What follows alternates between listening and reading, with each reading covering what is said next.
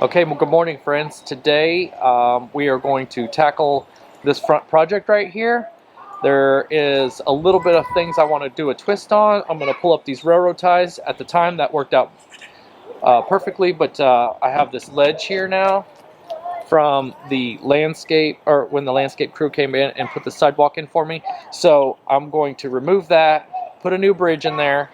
That way I can get from here to the grass without being in water. Those of you who are new to the channel, this area, when I have a major drainage issue in this landscape, or had, still working on it, but this area right here will fill up with water. Those railroad ties and everything will be underwater quite deeply whenever it rains. So the grass back there, back in that area, is higher, so it slants like this, so the water drains towards the house. This will end up being, it's kind of like a reservoir. I allow the water to come into here. Now I could just easily have it drain into this spot here that I've created, that creek, and then to this dry creek here and follow its way out, but I don't. What I'm hoping to do is, and what I've done, I'll take the hoping. This is what I do. I've created this little reservoir here. It fills up with water. There's nothing underneath those rocks, so all that water stays in the yard, and it's good for a lot of these trees that are send out their roots and stuff. So that helps me keep some water into the yard. So that's perfect for me. It works out. Another thing I want to do is along this little dirt path here that I've brought in and backfilled, I'm going to add in some winter creeper, and it's aggressive, and it is aggressive here in Zone 6A as well, but what it's going to do is soften the edge between the sidewalk and those stones. So hopefully that works out well. I have winter creeper in other areas of the garden. You can see it maybe a little bit back there against the fence line where nothing else grows. It softens those rocks, so hopefully that will work here, and I think it's instrumental in the idea that I use the same plants throughout the garden just to kind of keep that flow going. Moving right along with this new sidewalk pad coming out here, I am going to move. I'm going to bend this around a little bit, kind of get it in there. I'll add some more rocks. This area in here ends up being a annual bed. I've put in a lot of different things. Last year it was coleus. I might actually go back with that. That was spectacular. That put on a little bit of a show right there, and it was really bright. I actually had some potato vines, and it was really cool. I'll see if I can find a picture to add to this. Potato vine was really cool. It kind of just followed along here, and it just built up. It looked like a shrub in a way. It was really nice. So not sure I'll do that again this year. Just not 100% sure. It did look really good, and I might do it. Who knows? That's down the road. So right away, we're going to get rid of this. We are going to also, okay, so here in this rock where this water comes and flows in here, I thought it might be kind of neat to add like some different stones. So if I split an area right here in the middle, give it some type of design, because this kind of flows. So all the water drains from here into this space right here, and it flows all the way around. And so we got just a tiny bit of rain last night, so you can see it's still built up in there. That will fill up quite a bit during the season. Then I bring it around here, and then it just continues to come into here, and then it just kind of stops. It just dies out right here. So this is all one system. That being said, I'm wanting to somewhere in here, and it may not work out, but that's the way gardens go, and I'm going to try to give it a shot. I apologize. The wind is blowing like crazy today. I don't know if you can see everything in the wind, but one of the things I really want to try to do is try to get some different gravel and maybe just make a little outline in here, make it look like it's a path to somewhere, like, you know, a dry creek would show, or a creek would show different rocks where they tumble inside. So I'm hoping to be able to push some of those rocks on both sides and then a different rock in the middle, and we'll see if it turns out right. If not, you'll see it in the video, and we'll correct it as it goes. So that being said, let's get started. Right away, I'm going to pop these out of here. I'm going to build that pathway and, you know, add one more element to the garden and see if we can get this ready for spring. So willing to stick around, let's get started and let's see the progress.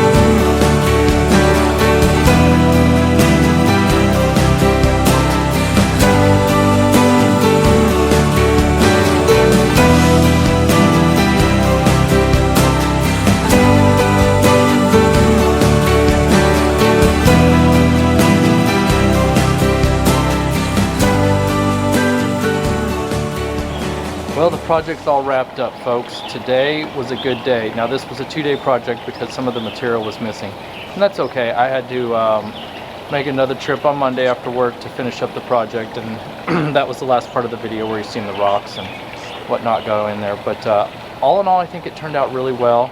Now I'm more centered. If you can see from right here and right here, I'm more lined up with the moon gate now. That was a big part of what was missing whenever they were doing it. You can see where I pulled back the post right here to make way for the winter creeper, and another little valley right there for some plants. I think it's all going to tie in. I flanked the bridge with those 2 rocks there. Honestly, I think it's going to really work out. Now, my signature, if I have a signature, my signature move for this garden is the bridge. I like that on and off. See, whenever I first put in that bridge, I wasn't taking this whole thing serious. In fact, that was the first thing I actually kind of did outside of the fence and some of the other things, the gazebo. But in order to get over there, I just still had plywood there for a long time. So then I put that in, and you can see right there, it's kind of offset. I just wasn't taking it. And so when friends, remember, my friends group is not the friends group I have on this channel. My friends group's probably gonna pick on me a little bit, tease me about flowers and that type of stuff, but it humbles you. So that group, I just, you know, when I put that in there, I was thinking of them. That they wasn't gonna, oh, you got a bridge, Mike, woo! So I just was not taking it very serious. And then, you know, so many years later, it's real serious to me. So and they all know. Anyway, I'm moving right along. The bridge, it's gonna stay there for a bit. It's not screwed in. It's one of those projects I have to sleep on. I don't know if you folks are like that, but I have to sleep on some of my projects. I want to see if that's right. So you've seen the 3 2x4s under there. Typically I would go with much larger lumber, but I didn't this time because there's only under there where that water started to fill in, where I took the railroad ties. I did keep 3 of them. Underneath there is really where the water's going to settle.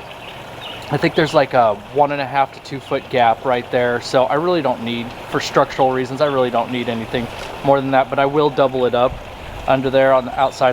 So instead of 3, I will have 4, 2 on the outside and then 1 in the middle. So I'll have 5 total, just to kind of give it, you know, for me, just to know that it's safe, but you really don't need to really do all that.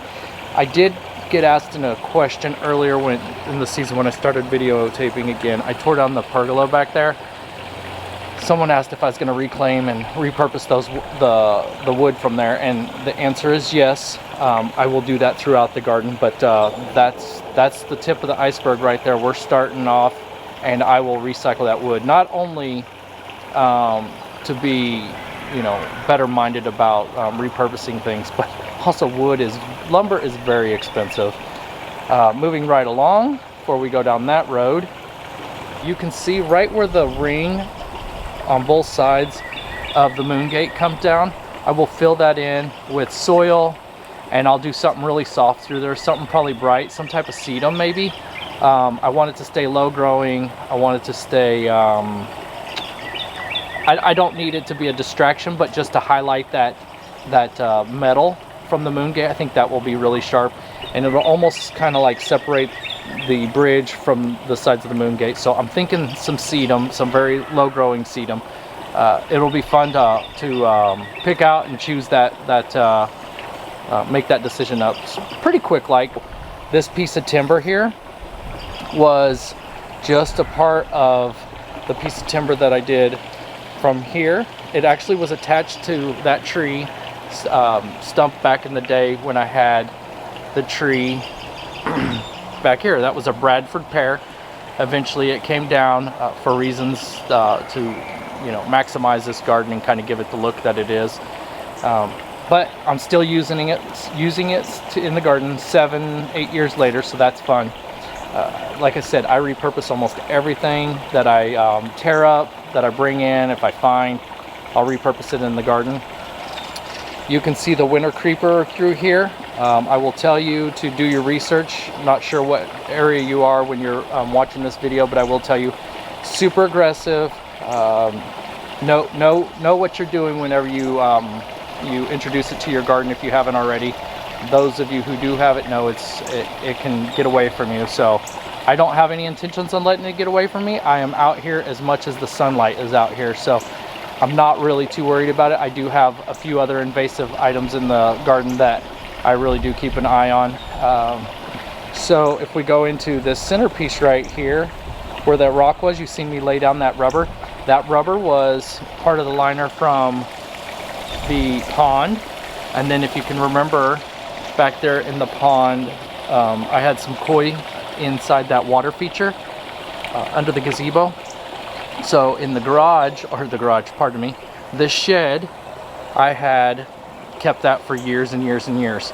So just to reiterate, I repurposed everything for the most part. So all I did was line that up there. Those of you who are asking why I would do that, the simple answer is, when I step in there, the dogs step in there, they're chasing bunnies, whatever they might be doing.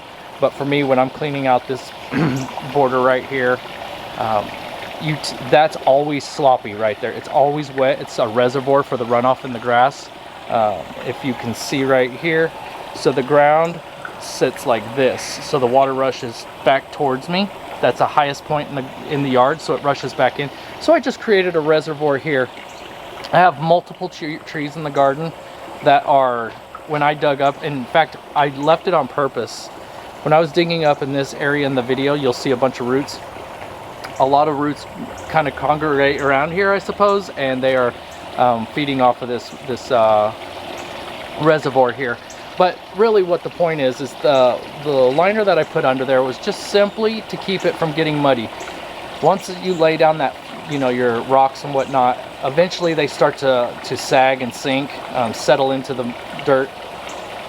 And that being a reservoir for a lot of the water to keep the water out of the grass over here, it will tend to be muddy within the first year because it will settle down and me stepping on it. So basically that I can step on it now. I'm going to be on that rubber liner that was underneath. You could see there was really no significant purpose to it. It was just kind of cut in there to shape. I did kind of try to keep the wood. Now you've seen in some videos where people, or some images, pictures and stuff, and I really like it, and it's really nice for other gardens. But for this garden, I wanted it to be more natural. But what I'm getting at is, you've seen in pictures where people will do a completely different color tone, maybe a black or something that will really, really pop. That was in my mind. I really wanted to, for my mind though, I said I have to keep it more natural. I wanted to give off that tone that it's been there. And if you ever pay attention to like creeks and rivers, the stuff that's normally in the movement of the water tends to be rounded because it's, the flow of the water continues to roll those rocks and twist and turn. And so they have soft edges, versus the edges on these, on the borders or the corners of that flank each side of this little riverbed, they're a little bit more scruffy, a little bit more roughed up, because they don't get much movement. And that's really what I was going with. So I think I actually maxed out my image in my head. I hope it comes through in this video, because right now it just looks really, really good. After that, you see me kind of sprinkle out some rocks, because in nature, you're not going to see just one gravel in the middle, and it's not just going to be, tidy and whatnot. So I just kind of sprinkled it in on both sides, just to kind of play it out as if nature had a part in doing this little landscape here.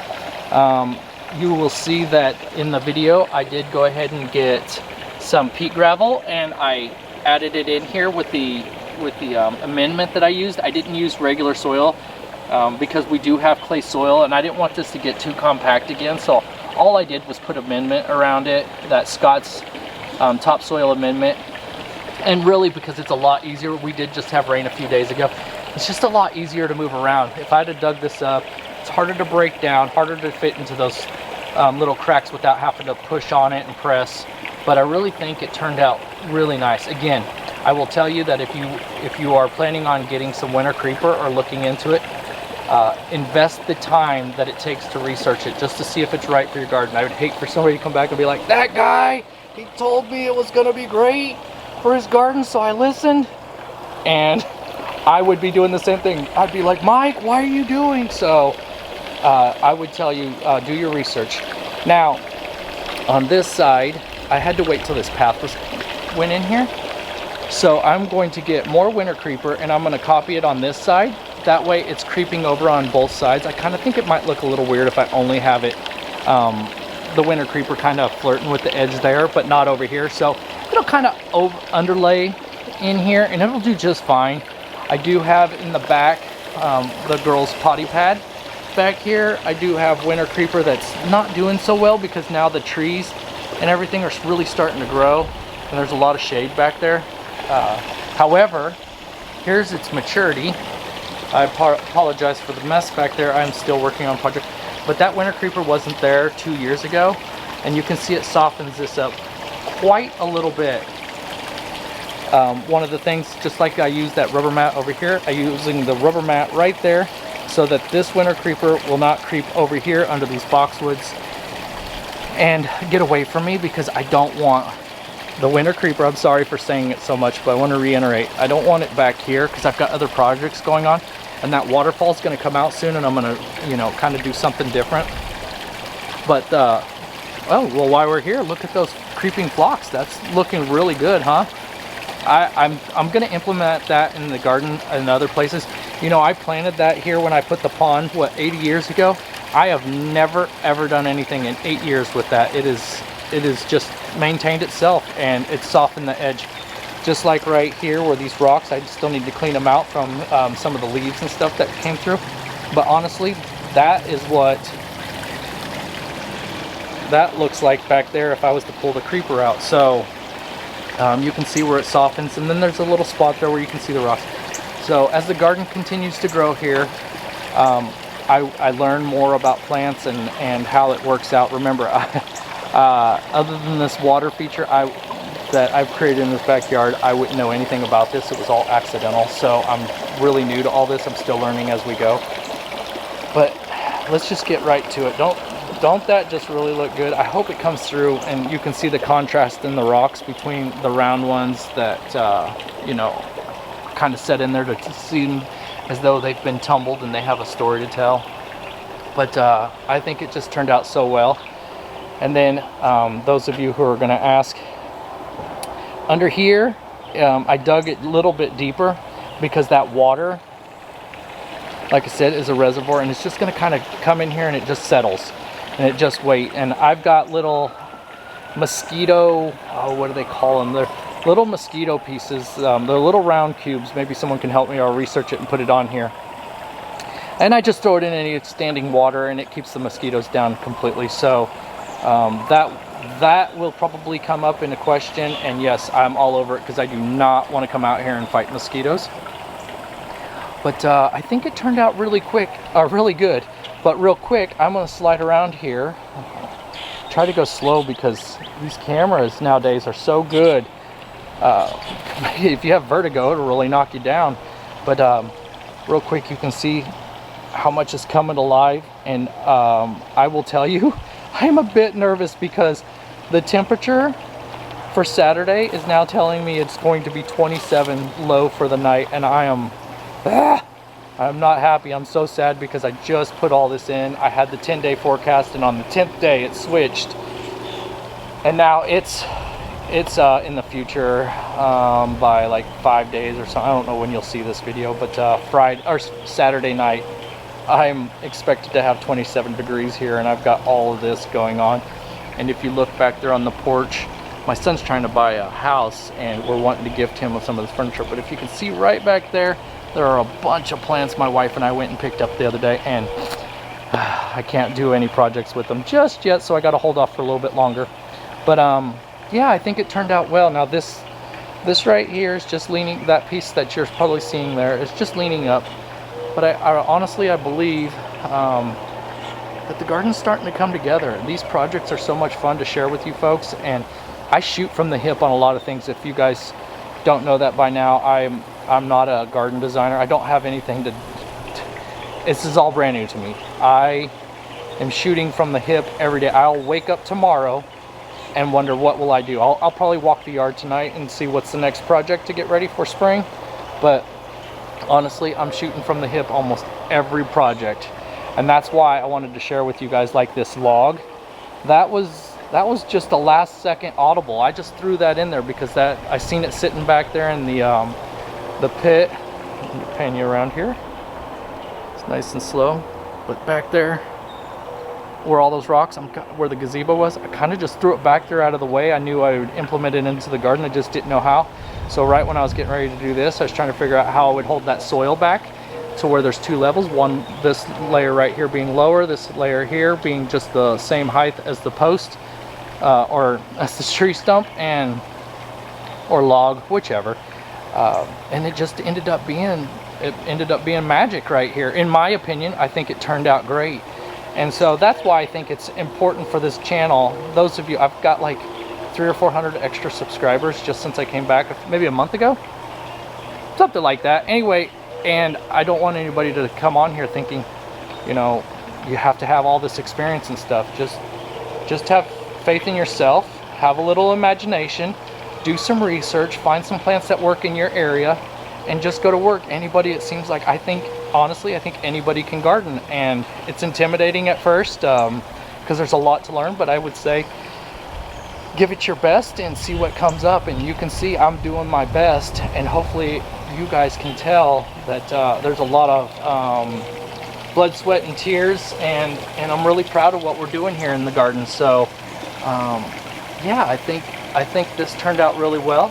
I've got some more future projects coming up. I pray for everybody who's going to get some really cold temperatures here this next week, or by Saturday if you're getting anything that I'm getting.